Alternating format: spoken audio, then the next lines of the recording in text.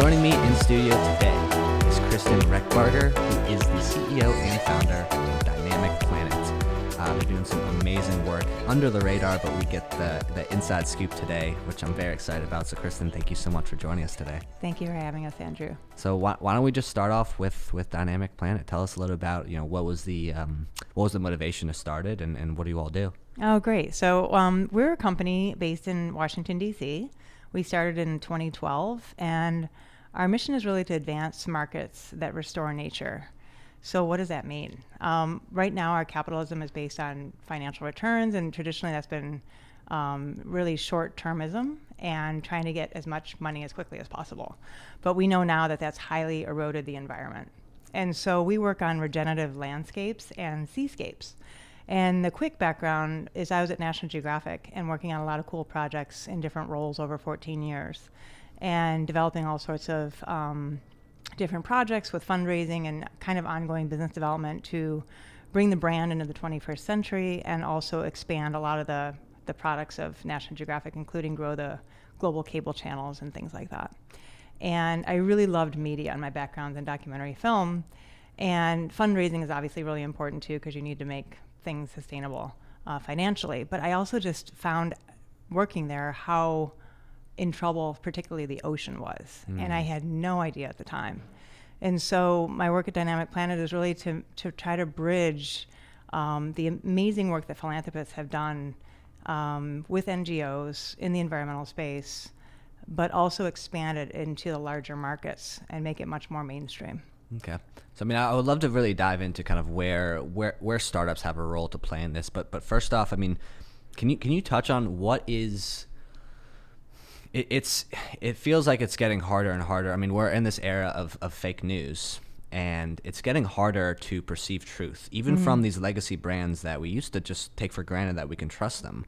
But now it seems everybody has their own agenda, everybody. And so it's hard to know what truth is, right?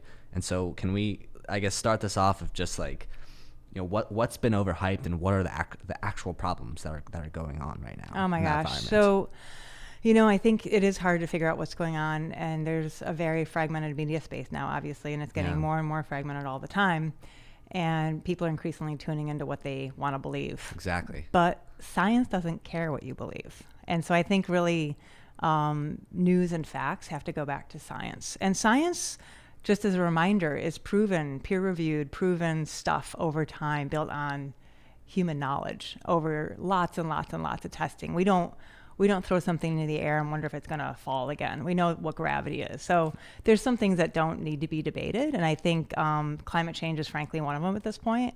So we're living in two major real crises right now. One is the climate crisis, and one is the biodiversity crisis. And I think most people know, they've probably seen it themselves or heard from family stories, there's less fish in the waters. We've captured over 90% of our largest fish since early fishing. They're gone. The biggest creatures of the sea are gone. Fisheries are projected to collapse by 2050 if we keep going at current rates. I don't know how old you are, but I was born in 1973, and I can say in my lifetime we've lost 60% of terrestrial biodiversity and life since 1970. Wow. 60% is an extinction crisis. And also, I remember I grew up in rural Western New York, and if you're driving out in the country, you have to wash your windshield after a weekend of driving around. We don't have to do that anymore. The insects are gone, which means the birds are starting to decline. All this, we're seeing things. If you're paying attention to our environment, we're seeing pretty drastic changes just in a couple decades. Yeah. Well, I guess I'm curious of why, I guess, your time at Nat Geo, why was the ocean in particular something that you honed in on? It wasn't really on my radar. And more and more ocean scientists were coming to us with their projects, and it really just woke me up to how much we've overfished and really taken out of the ocean everything we want and thrown in everything we don't want is the simple bad relationship that we created. Okay. And so now it's about how do we flip that back around? I think it's been amazing to see how much people have woken up to the ocean plastics crisis in the last couple of years, which is really, really important. But there's all sorts of other things going on with the ocean too, and it's a really complex system. The cool thing is if you set a little bit of it aside it regenerates really quickly. So we've been working with National Geographic's Pristine Seas program led by Dr. Enrique Sala. And as they get places protected, some of the largest places on the planet, we work alongside them on the business models to keep those places protected. So building sustainable tourism inside the marine protected areas and then sustainable fisheries outside and connecting up those local markets. What's your opinion on all these like Beyond meat replacement companies? I think these options are really important, and they don't necessarily solve all the problems. I mean, you might have seen some studies where there are vegetarian options also that are high footprint, depending on what kind of vegetarian. So if you're eating a lot of soy crops take up a lot of space. So there's all sorts of costs and benefits to different options, but I do think it's become very, very clear in the climate. Part of the solution to the climate crisis is eating much lower on the food chain and being much more thoughtful about how we eat protein. And there's some really exciting innovations coming out in the food space, I think, including in aquaculture. So half the fish we eat is farmed, but we're not farming fish very sustainably. So we're involved in a bunch of companies through a group out of the Netherlands called Aquaspark. Okay. And they're looking at investing along the value chain to improve sustainable seafood farming. Yeah. To be honest, I'm very skeptical of these meat replacement companies in terms of their claims that it's healthier than meat, because like all because it's plant-based. If it's created in a lab, I mean, doesn't necessarily mean that it's healthier than meat. I actually think meat's pretty good for us, but I was at Burger King a couple days ago and I tried their Beyond Meat burger. Did you? It was really good. I haven't had it yet. I thought it was really good. Oh, that's great. Yeah. That's the one that like bleeds beet juice, right? Does it? I don't know. Did it look juicy and? It did. It did. Maybe okay. So maybe that was okay. That would make sense then. Yeah. I don't know. I think your point is good because I think it all comes back to being really clear about how we source the food, right? What the footprint of that original sourcing is, if it's fair and equitable to the farmers, and then how healthy it is to the consumer. So, for example, if it's still really processed, it doesn't mean it's still as healthy for us as other more raw food, especially raw vegetables and things we could be eating. So we have to weigh all that, and we have to make it, I think, a lot easier for people to make those choices. Yeah, I agree. So that group you mentioned in the Netherlands, I mean, like, who has the most responsibility in terms of like deploying capital to help solve these problems? Like you have, venture capital, private equity, impact investors. You have, these corporates that are just sitting on like huge amounts of cash, right? Like, so who's the most responsible for fixing these problems? You're hitting on the biggest, question as far as how do we kind of rebuild capitalism in a much more thoughtful way. And you're hitting on a lot of what we believe in. So we know we have to do three big things by 2050. One is get off fossil fuels. Fossil fuels should stay with the fossils in the ground. We know that now. The second big thing is to produce smarter, better food and make sure that we're doing it in a much more efficient way. 30 to 40% of the food that we produce now is wasted, which is a crime. And that's responsibility of a lot of different parts of the supply chain that we can talk about. And the third big thing that is kind of counterintuitive, actually, is that people will say, well, with 10 billion people, we need to feed them. 10 billion people coming up. And it's like, yeah, we actually have enough food. We can do it more efficiently. And we have to actually give more space, not less space, but more space to nature so it can keep providing for us. So that includes, if once we have those planetary boundaries or those safe zones in nature, we can have the products and services that we all take for granted, which is fresh air and clean water and really good food. So the food system is critical to making productive and efficient and far more sustainable and far more earth friendly. And I think it's up to consumers to raise the questions. Producers to be just a lot more thoughtful about how they're producing food and making sure, again, that we don't have poverty in the supply chains. A lot of the hardest working people are the worst paid.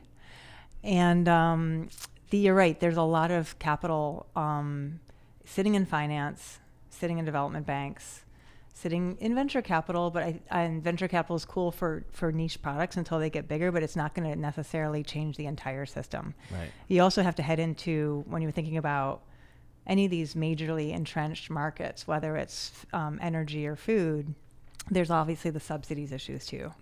So there's a lot of money going to not necessarily productive subsidies in the food space, and that includes agriculture and also fisheries.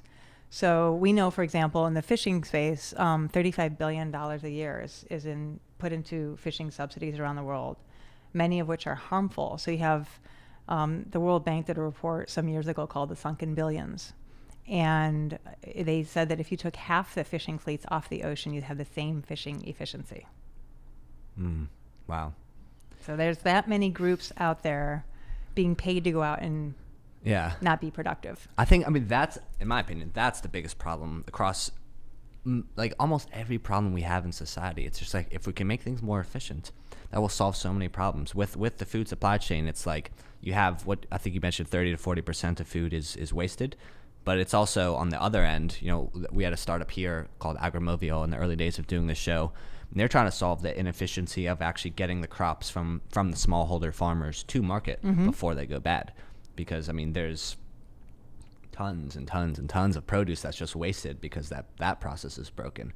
And then we talk about, I mean, here in Washington, D.C., the amount of waste that our taxpayer dollars goes to. It's unbelievable. Like, I know, and I keep thinking that why can't we be tracking, some of that government money with more transparency? Yeah. I mean, why can't we be using technology so that people can really understand where their taxpayer dollars are actually going? Yeah. So I think if people understood where their money was going, they could have more of a say in that. They'd be very angry, I think, They'd if they be understood. probably very angry. Some of the stories I've heard from these government contractors, unbelievable. Like literally teams that are overstaffed and they're just paying full-time people to do nothing. Because, I mean, that's a whole different episode. It's true. There's a lot of waste. There's a lot of waste. And it can be made much more efficient. So in our space with Dynamic Planet, we're working top-down. And there's increasing investments towards ESG, which is environmental social governance investing. Okay. And that's exciting. But because banking is typically so low risk and they like to see the same thing over and over and over, we know that business as usual is actually getting us in trouble. So we actually have to change the system. So what we're trying to do is rebuild supply chains from the water or ground up. And how do you make that a lot more transparent? And how do you feed those small, medium enterprises into much larger markets so that Walmart can say we're buying from the best farmers in the most sustainable way? And we get phone calls from big companies often. They'll be like, we buy top down. We actually don't even know where our supply chains end. We don't know if we're deforesting the Amazon. That's alarming, right? Well, I think that point of like banks like to do what's always worked. That's why venture capital and startups is important to at least be that first believer in entrepreneurs that might have this crazy idea of like, I don't know, a vacuum that could suck CO2 out of the air or something. Yeah. I think. But what are some of the technologies, like these new technologies like AI, blockchain, like where do you see some of these new technologies getting applied? And like, I mean, is there a particular one of those that you think is going to have the biggest impact on your work? I think it's a whole suite of tools that are coming out that make it, I think that's what's really exciting about the space we're working in right now. So just as an example, I've been working on a protected area effectiveness framework with a team of people, and these are some of the best conservation practitioners in the world. So in the sea, that includes National Geographic's Pristine Seas, and on the land, it includes groups like African Parks, community conservancies across Africa, Tompkins Conservation in Chile and Argentina. And these are best-in-class players who've been working on national park systems on the ground. And not just national park systems, but community conservancies. And both are really important. They take a long time to grow, to bring in the philanthropy, to talk to the government, to try to make sure that place is well protected and well managed. Mm-hmm. And I mean, there's a lot of issues just getting boots on the ground and just getting the right systems in place because of the major demand on our natural resources. These are often places that have huge poverty, and there's a lot of desperation in these areas based on bad governance over time. Yeah. But what technology is bringing to us now, what we can see from satellite is astounding. So there's all sorts of groups out there right now, whether it's open source satellite systems or more private groups like Planet Labs. And you can see down to, the square foot of land now. So you can actually see reforestation, deforestation, fires, droughts, things like that, which allow for much, much better management for groups and allow for investors to see, if we're going to invest in this place, what's really going on there. Right. So that's exciting. And if you add the top-down approach of what's happening from a satellite view, for like Global Fishing Watch, we weren't able to see what's happening in the ocean until recently. Global Fishing Watch is an amazing technology that combines satellite with AI, funded in part by Vulcan and a whole bunch of other groups. And they basically put together this system where you can see down to the vessel if it's fishing within a marine protected area or not, what the pattern of that fishing is. If it's illegal fishing, they often are dropping off their fish to a mothership and not actually going back to shore, which also implies slave labor because there's people on board that never get off. So there's all sorts of ways we can start connecting up these visuals from space to what's really going on the ground or in the water. And then back to your question about consumers and supply chains and whose role is it to really start changing these food systems. I mean, wouldn't it be cool if you could take your phone and flash it onto your plate at dinner time and see where your fish came from?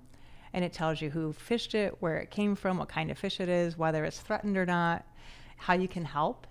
So I think blockchain and things like that can help connect up that supply chain in a much more transparent way. So there's these within supply chain technologies, and then there's things like satellite views that allow us to understand more quickly what's going on in a place. Right. You make me think of all these Microsoft AI commercials with Common. That's just like, you know, with AI. So, all these technologies you're talking about, are these startups, or are these like more like federal research lab type technology? They're a combination. I mean, satellite is often government labs that open up data over time. Okay. There's what I hear from a lot of groups is there's a lot more data sharing that needs to be done, especially between governments. That's becoming an increasing issue, especially when it comes to global commons and global good, like the ocean or like freshwater resources and things like that. A lot of them are really generous philanthropists that really are taking their wealth and applying it to specific passions that they have and pulling together best-in-class teams and trying to make this work. So that's what happened with Global Fishing Watch, for example. Yeah, that makes sense. Well, I've personally become much more passionate about the federally funded IP, because that's really, we want to talk about how can we increase our competitiveness as like a startup country. Getting more IP out of the government and into the private sector, I think is the key to doing that. I mean, there's a lot of foundations that are like focused on this concept of like ecosystem building, and like that has its place, but every city, every town, they have their incubator, they have their co-working, that's not what's going to move the needle. What I think is going to really move the needle, and the $1 trillion opportunity, is getting more of that IP out into entrepreneurs' hands and seeing what they can do with it. So what are the challenges on that? What's blocking it? There's one is discoverability, because a lot of these inventions and IP are, it's like university by university, government agency by government agency, and they're just like sitting on a shelf somewhere. No one even knows it's there. Or maybe it's like on their website somewhere. It's very hard to find. And then once you do find an invention that you actually want to try to commercialize, then you have to go through this very long negotiation process. And there's a hierarchy that you have to deal with, and sometimes they'll be like, we want a $2 million licensing fee up front and then royalties over time. And so there's so many reasons why that process is broken. And there's this woman that I need to connect you with, Rosemary Truman. She has a nonprofit here in DC called the Center for Advancing Innovation. And they're doing some cool stuff and actually trying to fix that. She's actually doing some supply chain stuff with the Walton family that, I'll definitely connect you with her. But great. I think that's the number one thing that can move our economy forward, and also bring solutions into the market that can solve some of these problems that you're talking about that are very, very important. And I think fixing supply chains is probably, I think you would agree, is the most important way that we can start the process of fixing the environment, of tackling anything that's going on with climate change. IP is going to do that.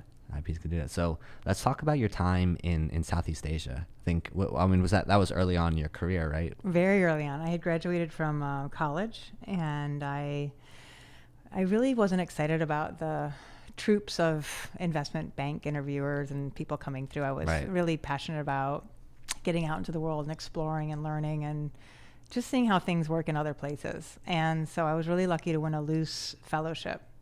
And this was right after I graduated from undergrad. And that was way back in 1991. Okay. So I went to Seoul, Korea, and worked for the Educational Broadcasting System as my Luce Foundation placement.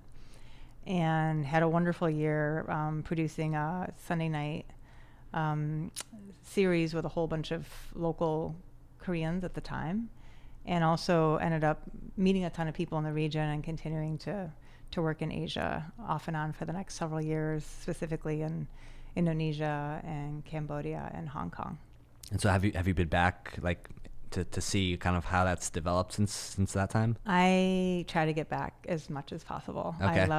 I love all parts of the world, and I've had wonderful adventures through my work. But I particularly love Asia, and I knew even then, 25 years ago, it was pretty clear that Asia was going to be the future. Yeah. It was really starting to explode, and even Korea, where again I was in I apologize, totally wrong year. I graduated from school in 1995, Okay. and so I was in Korea from 95 to 96 on a Luce Foundation fellowship, and it was, at the time, I had studied public policy at Duke University and focused on telecom and film and video. And in the US, I'd studied how do North Carolina schools get access to the internet. And that was the big dream of teachers teaching the world from super high-tech classrooms at the time. And some places did it. A lot of places in the US, it took a long time for that to become popular. Yeah. But in Korea, they said we want to wire our country in like a year. And I was like, really? And not knowing that South Korea is a certain amazing entrepreneurial mindset, and it's also 3/4 the size of North Carolina. They just did it, and so South Korea is 3/4 the size of North Carolina. Yeah. So it's a pretty small country and a really driven country and very, very entrepreneurial and very can-do. And you go to Korea now and it's a very different place 20 years later. Right. I mean, totally went from rice paddies and very, lots of country living to this super high-tech center. Yeah. No, Korea is amazing because they went very, very quickly from a country that received aid to a country that gave aid to other countries. Yeah. Do you think good governance is one of the I think it's a combination. I mean, it's a super important geopolitical center, so the U.S. continue to support it in a big way, and that makes sense. Yeah, it's the people there they have so much fortitude. They've been in between Japan and China. They've been in this. They called it the Hermit Kingdom for 200 years because they were hunkered down in survival mode, doing their own thing, and they're just very, very thoughtful and strong and tough people who are future-minded. They're real survivors. We need some of that here. Amazing people. Yeah. I love them. Yeah, for sure. I think that's the one region where I haven't really traveled extensively. The problem with Africa is it just eats up my travel budget. It's so expensive. It's so expensive to fly there. Where have you been in Africa? Oh, all over. So I'm heading to Addis on Tuesday, actually. Nice. Wonderful. But even with a discount I got, I was still paying $970 for my flight there. And so that's a lot, yeah. So I've been Ethiopia, Kenya, Nigeria, Morocco. I need to get to South Africa soon. I'll probably be there in January. I'm actually looking at leases in Joburg. Nice. Starting in February, because my lease is up here in DC then. But I really love Africa. It's very, just very warm people. It's like you can see the soul of humanity in the eyes of the people there. I love it there. I really It's a wonderful place. I've been lucky to go to Rwanda the last couple of years. Rwanda is amazing case study. So it is an amazing case study, and these, again, amazing reconciliation process going on there. And I think many Americans probably think of Rwanda and they think of the genocide. Yeah. And it was horrific, and it wasn't that long ago. But it's such an amazing country now, and it's quite stable currently, and their conservation model is astounding. So we use that as an example around the world in places that we work, whether it's Galapagos or Palau or many, many other places where you can take an important iconic species of your own habitat, one of your own national treasures, like the gorillas in Volcanoes National Park. And they set a high price, but it's a price that's keeping the gorillas alive, because there's a whole chain of local people who are making a lot of money off of those gorillas. So there's the people who are trekking, and then the tour guides, and then there's a really smart educational system built around it, and there's a really wonderful immersive program for all of that. And then as you're visiting these gorillas with the locals, it feels like such a spiritual experience. It's incredibly, it's just one of the most amazing experiences. And what I love about it is it doesn't feel like you're encroaching on a territory. It feels like you're sharing something really, really special with local people and local wildlife, and it feels like an equal relationship. And that, we try to give countries and who are thinking about sustainable tourism the right thinking about price points and thinking about quality instead of quantity.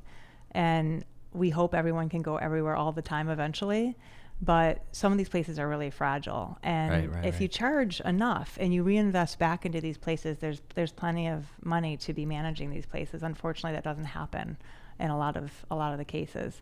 But I've been attending the Business of Conservation conference in Rwanda, and it started just 2 years ago.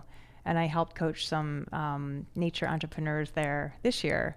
And they had great ideas around how to protect their local parks and do better community service, and really work with their own park management and beyond with really smart conservation businesses. So that often includes agroforestry in the buffer zones or in the marine space, sustainable fisheries. So the food systems are, butting right up against our natural infrastructure right now. Yeah.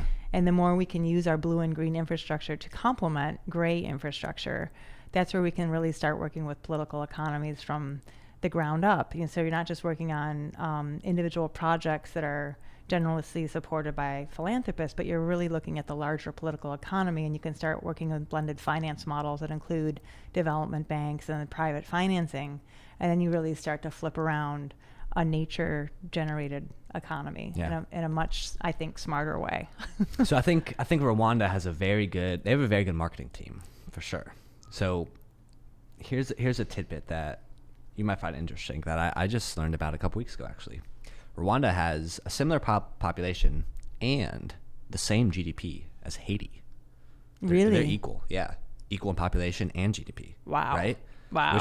Which is interesting, but I think goes to show and this is kind of what we were touching on before, the momentum of a society, right? It's very clear what direction Rwanda is headed in, and the momentum that Kagame as a leader has put the country towards.